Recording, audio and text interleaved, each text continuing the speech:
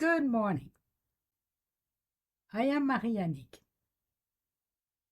Over the last few days, one of my posts on Facebook reached far more people than I ever expected. It went viral, over 2 million views. And with that came a wide range of reaction. Some of you share thoughtful and educational information. Others responded in a way that were harsh, dismissive, unkind, and even cruel. I know some of those comments hurt people, and for that I am very sorry.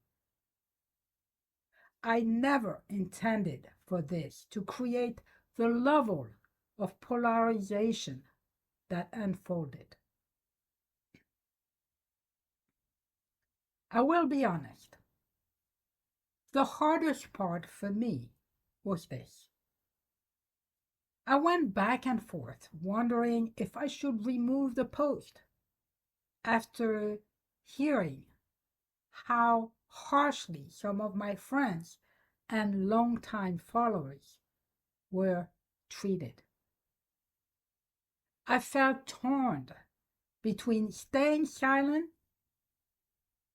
and letting something harmful win, or simply standing up with courage even when it shook me deep down. More than once, I came close to removing the post. But each time, after I paused and centered myself, the noise settled. And in that quiet moment, I could finally hear what I truly wanted. Not from fear, not from pressure, but from the deepest part of my soul. So I left the post on my page and let it take its course. I privately engaged with my friends and those who kindly contacted me. And I thank you all for the kind words and messages you sent me. They contributed to my courage to stand for what I believe in. Let me say this now. We all have the right to express ourselves. That's part of the freedom we share under the First Amendment. But I keep asking myself, does freedom of speech have to come at the cost of respect? Can we speak out without tearing each other down? This challenges moment reminded me of what I believe in. I believe in freedom of speech. I believe that being present with respect in mind matters. I believe that how we speak to one another matters. I believe that courage doesn't require aggression. And I believe that we can disagree without dehumanizing each other. Freedom of speech is very powerful. And its power only grows when we use it with respect. Respect helps us hear one another. Respect opens the door to understanding instead of escalation. Respect turns conversation into connection rather than conflict. When we speak with respect, we don't lose our voice, we strengthen it. We don't hide our truth, we make it more accessible. We don't avoid differences. We create the very condition where differences can be explored without harm. Respect isn't weakness or passivity.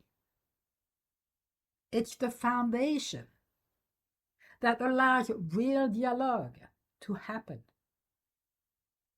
It's what keeps us human in moments when it would be easier to react, to attack, or to divide. And if we want a world where our voices continue to matter, then how we use them matters just as much. My intention in my post, and all my work for that matter, has always been to invite reflection, not division. To create a space where we can pause, breathe, listen, learn, and meet each other with a little more humanity. And moments like this ask something of us.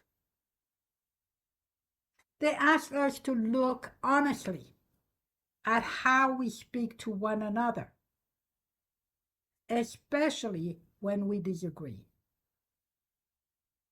Yes, we all have the freedom to express ourselves, but freedom doesn't require cruelty. Freedom doesn't require tearing each other down. Freedom doesn't require stirring up conflict for attention or personal gain. And freedom certainly doesn't require that we lose ourselves and our dignity in the process. And I must add this now. We don't need to hide behind profiles, fake images, or put on masks to feel safe to freely express ourselves. We don't need to tear others down to feel seen. Authenticity carries way more weight than any disguise or falsehood ever will. So let me ask you this. What would happen if we use that freedom with a little more care? If we share our perspectives without attacking someone else's worth? If we remembered that behind every online comment, there is a human being with a story, a heart, and a life we know nothing about. We're not going to agree on everything. That's part of being human. But we can choose how we show up. We can choose curiosity. We can choose to disagree without dehumanizing each other. We can choose dialogue. We can choose growth. We can choose respect. That's the world I want to contribute to. That's the work I stand for. And as this moment settles, I hope we all can take something from it. Not blame, not shame, but awareness. Awareness of the impact our words have. Awareness of the kind of world we are shaping every time we choose how to respond.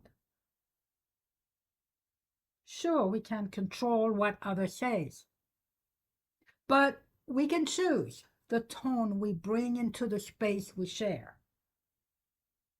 And I truly believe that each of us choose to have even a little more respect, a little more kind presence, a little more humanity.